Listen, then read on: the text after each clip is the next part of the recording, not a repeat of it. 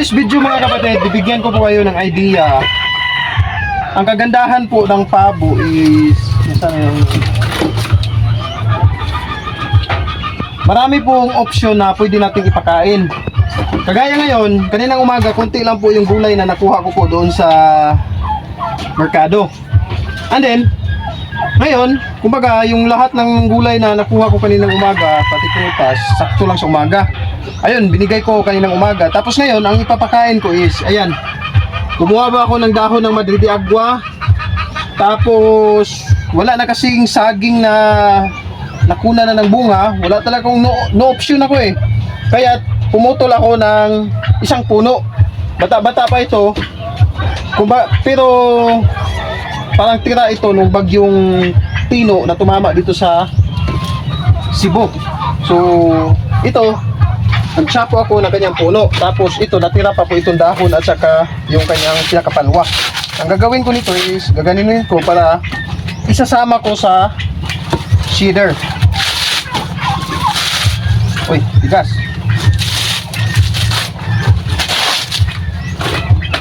Ito, mayroon na kasing hibla ito. Mahirap na. Kaya ito, hiniwa ko po ng ganito itong kanyang puno. Nang sa ganun is, hindi po mag-separate yung kanyang hibla. Kumbaga, mapino po siya.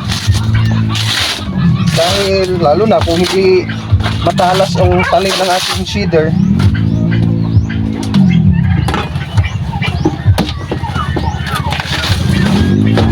So, itong dahon. Ito po dito. Kasi bata ito eh. Padaanan ng seeder.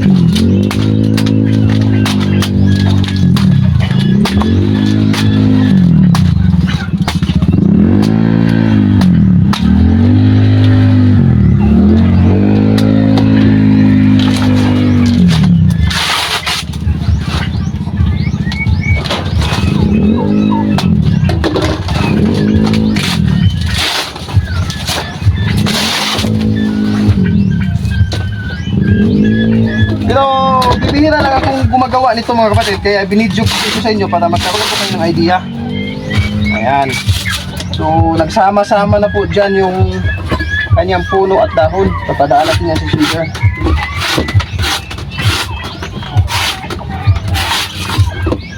Yung mahirap kasi nito pag itong kanyang palwa na, ito may hibla kasi ito. Hindi yan madaling mapuputol lang seeder. Lalo na hindi na matalas yung kanyang talim.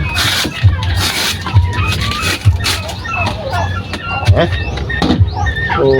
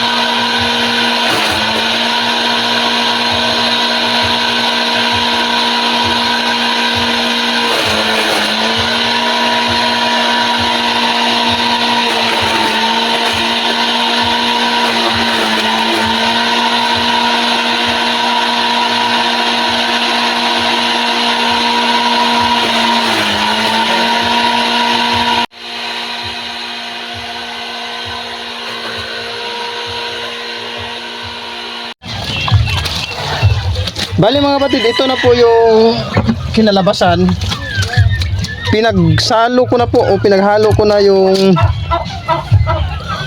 Madrid de Agua, saging, puno ng saging, dahon ng saging, and then sapal ng taho. Kung nakikita nyo, mayroon na po itong sapal ng taho. Molasses, mayroon dito molasses. O kita nyo na yung kanyang pinakakatas, o kulay brown.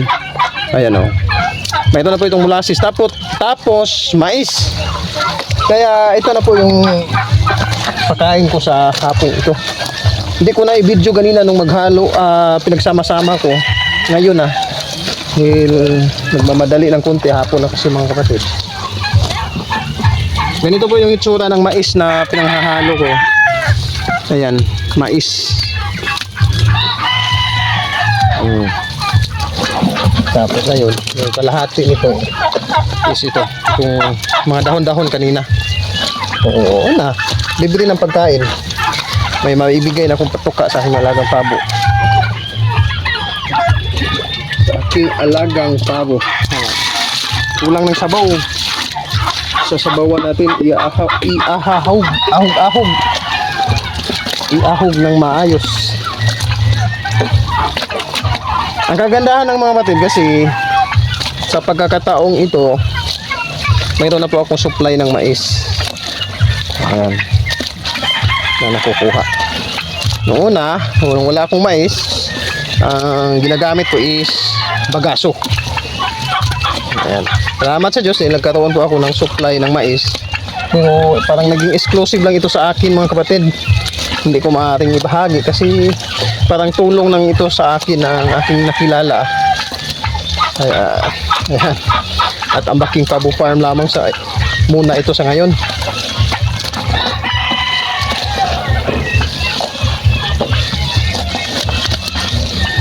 Ito na po yung pinaghalo-halo natin kanina.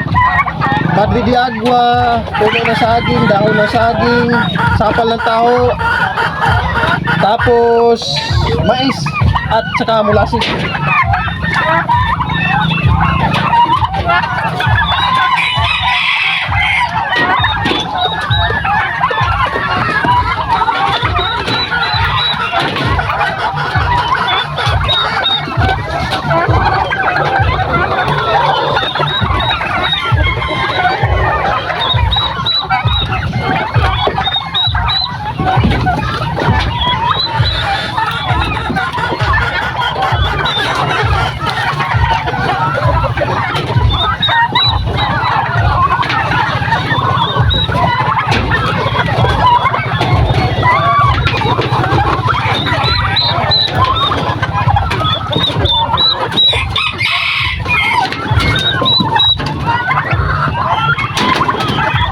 Ayan o, gutom na yun nasa loob.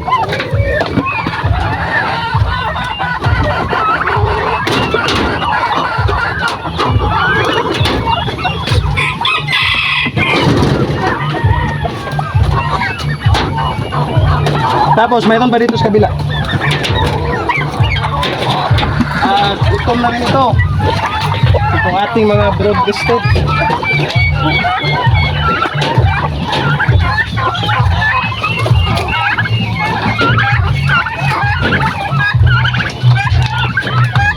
Ayun na, may dayo pang rabbit.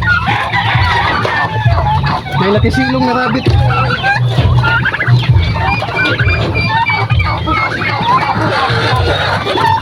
Ganito yung itsura ng patuka natin ha. Yung pinaghalo-halo natin.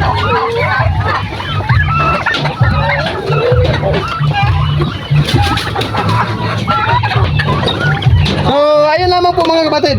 Ipinakita ko po sa inyo ito nang sa ganun is makakuha po kayo ng idea kung ano yung mga pwede nating ipakain. Kung wala po tayong makuhang gulay sa palengke, mayroon po mga alternatibong patuka. Kung marunong po tayong magtanim o yung ating paligid is matataba po yung pwede nating itanim, ayan, all goods po yun. Dapat talaga may nakaredy. Kagaya nito, wala akong gulay na maipakain, nanguha na lang ako ng saging at Madrid de Agua. Tapos sulbad na po yung patuka ng aking alagang pabo. Hanggang dito na lang mga kapatid. Maraming salamat po sa patuloy ninyong panonood sa aking channel. Hanggang dito na lang. Salamat po sa Diyos. Pag-ibig.